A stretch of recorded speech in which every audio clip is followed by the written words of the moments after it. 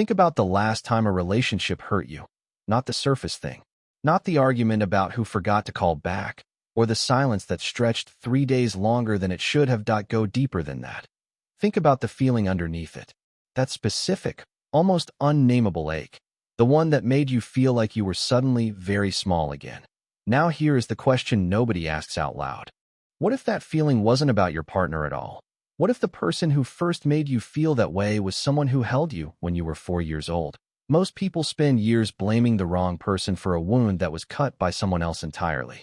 And the terrifying part is this. You probably have no idea it's happening. Picture this. You meet someone. The connection feels effortless. You think, finally, this one is different. And for a while, it is. But then something small happens. A canceled plan. An unreturned text. A tone of voice that lands slightly wrong. And suddenly you are not just disappointed. You are devastated, furious, or completely shut down.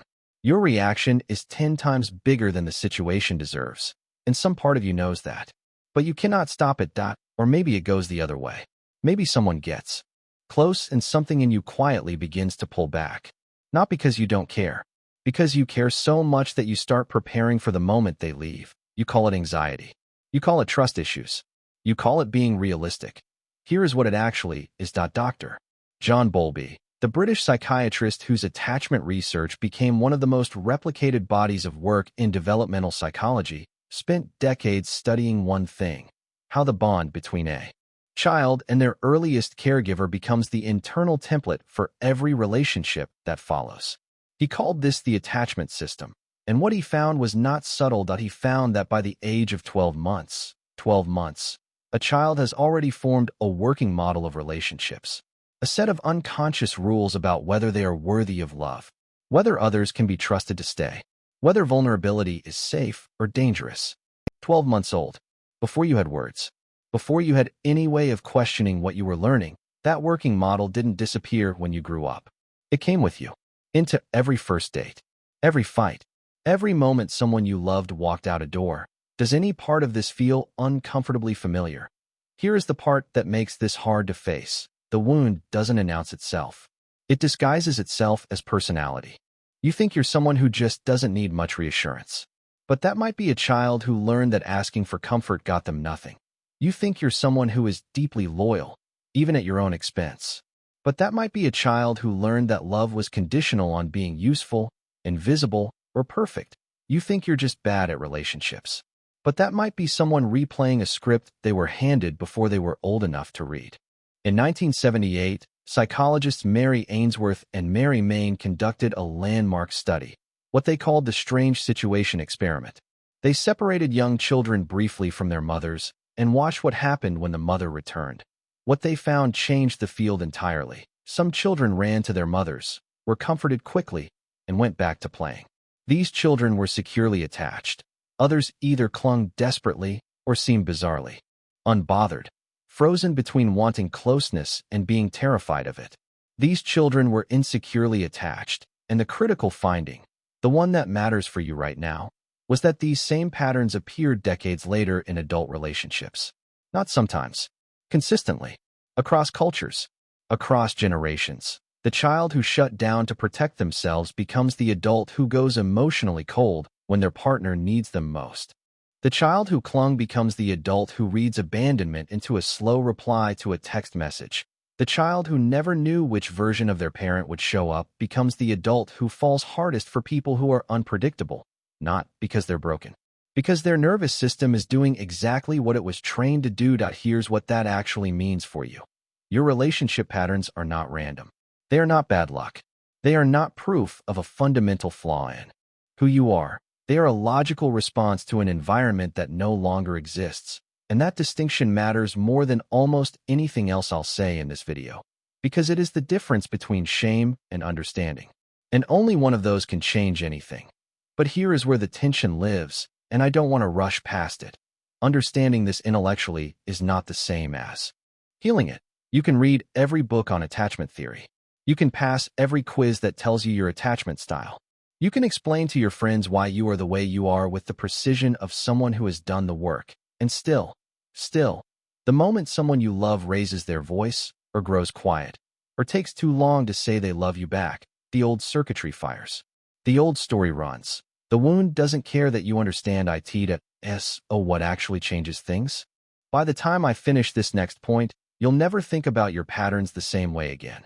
There is a moment in attachment research that stops people cold. In the 1990s, researcher Mary Main, one of the same psychologists from the Strange Situation study, developed something called the adult attachment interview, a structured conversation that asked adults not just about their childhoods, but about how they talked about their childhoods. What she was measuring wasn't what happened to people. It was how coherently they could tell the story of what happened to them.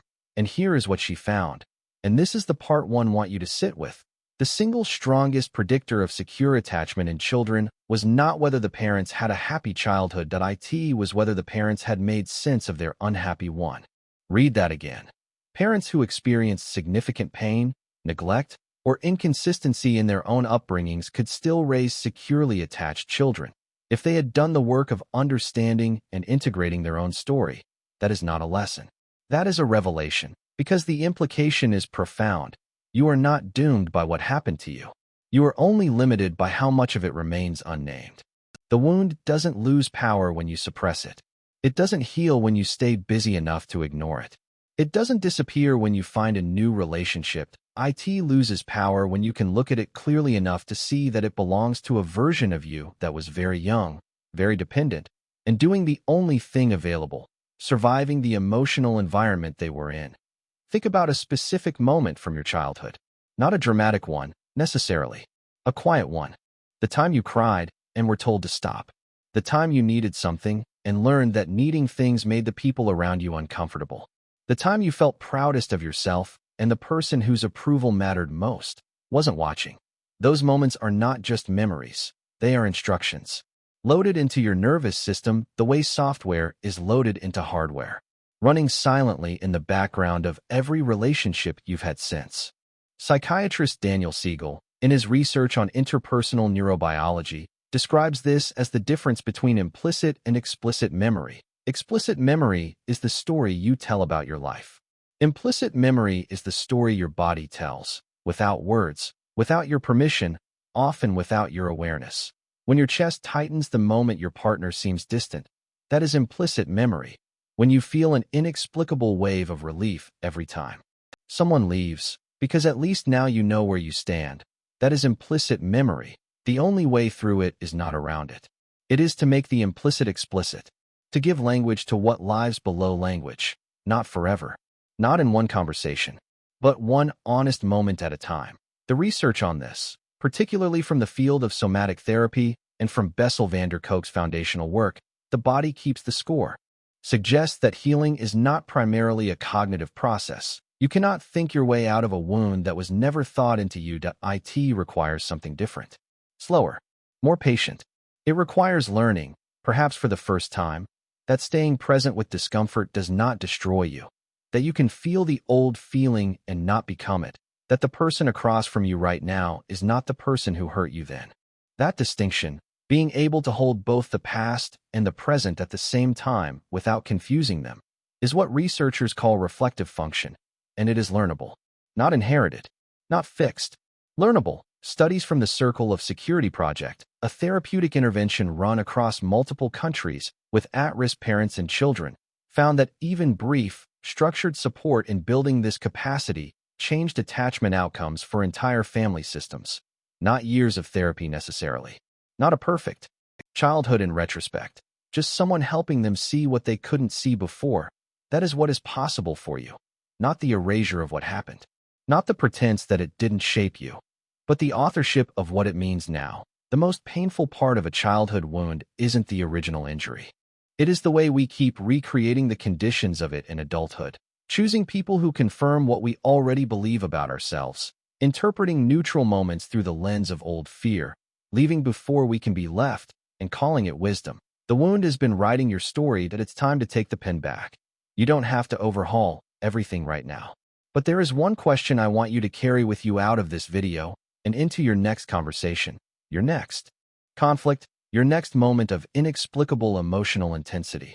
Ask yourself, how old do I feel right now? Not how old you are. How old you feel. Because the moment you can notice that you are a 34-year-old adult reacting from the emotional wiring of a 7-year-old, something shifts. Just slightly. Just enough. That gap, even a centimeter of space between the trigger and your response, is where change lives. Psychologist and Holocaust survivor Viktor Frankl called it the last of human freedoms.